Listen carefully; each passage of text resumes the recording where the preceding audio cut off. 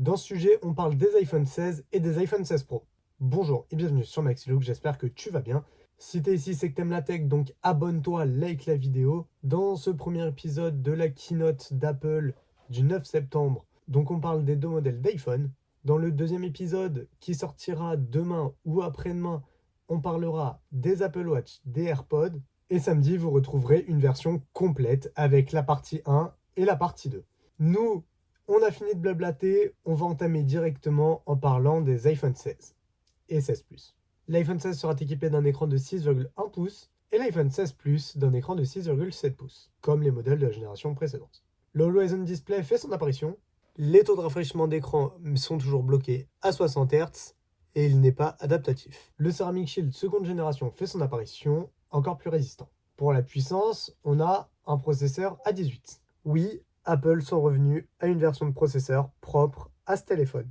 Il embarque un Neural Engine de 16 cœurs, un CPU de 6 cœurs, 2 cœurs de performance et 4 cœurs à haute efficacité énergétique, et un GPU de 5 cœurs. La batterie, jusqu'à 80 heures de lecture audio sur l'iPhone 16 et jusqu'à 100 heures de lecture audio sur l'iPhone 16 Plus. Niveau recharge, on sera toujours bloqué à du 20 watts. La caméra grand angle, caméra fusion de 48 millions de pixels, permet de shooter des photos en 24 ou en 48 millions de pixels. Le capteur téléobjectif x2 est directement intégré dans ce capteur et shoot lui des photos en 12 millions de pixels. L'ultra grand angle de 48 millions de pixels offre une plus grande ouverture que sur la génération précédente, en f2.2 pour ceux qui s'y connaissent. Ce capteur permet notamment de shooter des photos en macro. Ces iPhone 16 ont la possibilité de shooter des photos en photo spatiale pour le Vision Pro. La caméra TrueDepth, quant à elle, reste en 12 millions de pixels.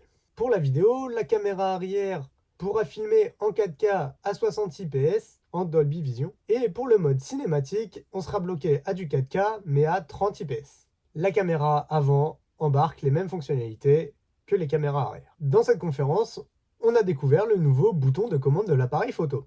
Il permet de naviguer dans la photo, notamment en glissant son doigt, zoomer, faire un focus. Donc c'est un bouton mi-cliquable, mi-tactile pour la connectivité. On a du Wi-Fi 7. Oui, le Wi-Fi 7 n'est pas encore démocratisé partout, mais l'iPhone 16 le prendra directement en charge à sa sortie.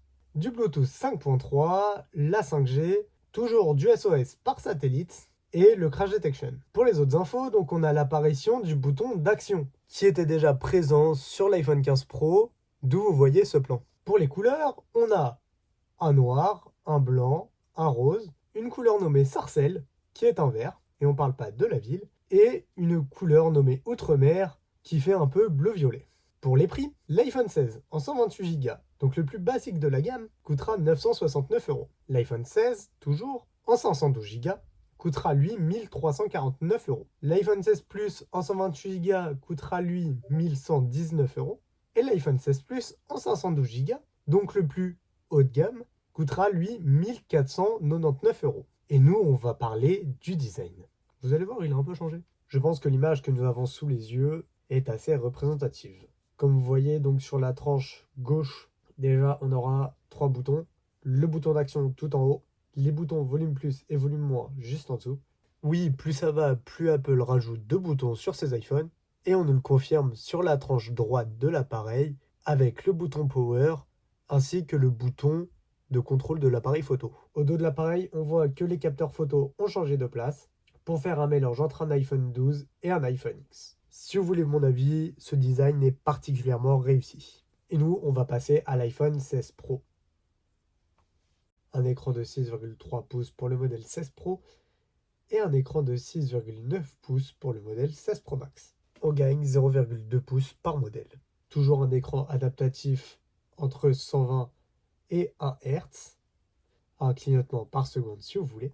Le Always On Display est toujours présent, ainsi que le Dynamic Island. En puissance, ce coup-ci, on a un A18 Pro, avec un CPU de 6 cœurs encore, toujours 2 cœurs à haute performance et 4 cœurs à haute efficacité énergétique, pour que votre appareil consomme moins de batterie, un GPU de 6 cœurs, qui gérera encore mieux le ray tracing que la génération A17 Pro sur les iPhone 15 Pro, et un Neural Engine de 16 cœurs. Vous aurez remarqué que je n'ai pas parlé d'Apple Intelligence dans cette vidéo, car il ne sera disponible en France, on ne sait pas quand, On sait que l'année prochaine, le langage français sera déployé.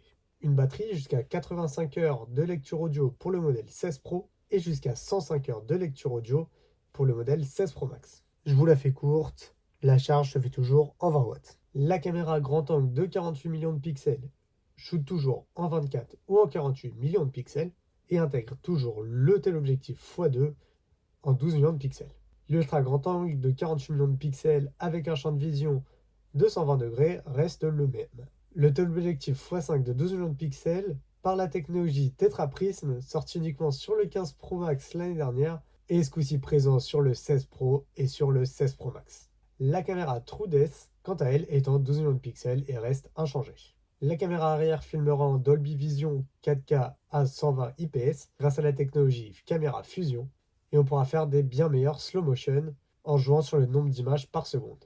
La caméra TrueDepth, quant à elle, filmera en Dolby Vision 4K à 60 IPS comme d'habitude. Le bouton de commande de l'appareil photo permet, comme sur l'iPhone 16, de naviguer dans l'interface de l'app photo. Il est toujours mi-cliquable, mi-tactile et vous permettra de zoomer, de faire un focus, de régler le mode portrait comme vous le souhaitez. Bref, un bouton très pratique. Même connectivité que sur les iPhone 16, à base de Bluetooth 5.3, Wi-Fi 7, 5G, SOS par satellite, ainsi que la crash detection. Pour les autres infos, on a 3 couleurs identiques à celles de l'année dernière, à savoir le titane noir, titane blanc et titane naturel, et la couleur spéciale de cette année est le titane sable. Pour les prix, l'iPhone 16 Pro en 128 Go commencera à 1229 €. Le 16 Pro 1 Tera, quant à lui, est à 1859 €. Le 16 Pro Max en 256 Go, qui est sa version de base, commencera à 1479 €. Et le 16 Pro Max en 1 Tera coûtera 1979 €. On passe pas la barre des 2000 €, mais on y est presque. Précommande le 13 septembre 2024 pour une sortie le 20 septembre 2024. Et je vais vous parler du design maintenant. On reprend l'iPhone 15 Pro de l'année dernière. En dessous le bouton Power, on rajoute le bouton de commande de l'appareil photo. Et on a notre iPhone 16 Pro Max. En soi, ces iPhones ont été conçus pour l'intelligence artificielle. Bien qu'Apple soit en négociation avec l'Union Européenne par rapport au DMA. Donc ces iPhones sortiront en France sans leur point fort. Je trouve ça personnellement dommage. L'iPhone 16 Pro, il améliore encore la photo et la vidéo. Personnellement, j'utilise l'iPhone 15 Pro presque tous les jours en termes de photos, car mon téléphone personnel est un iPhone 15 Pro, qui d'ailleurs a tourné en partie cette vidéo. C'est de lui que viennent les micros de toute la vidéo et certaines images de ce plan de côté. Mais si vous avez une génération d'iPhone 13 ou ultérieure, pour moi, il n'y a pas besoin de changer pour l'iPhone 16. En revanche, si vous avez un iPhone 12 ou en dessous, il peut être intéressant de commencer à regarder pour changer de téléphone. Sur ce, merci à tous d'avoir suivi cette vidéo. On se retrouve demain pour parler des Apple Watch et des AirPods. Et samedi, il y aura la vidéo complète. Allez, ciao, bye bye. Et si t'es encore là, like et abonne-toi.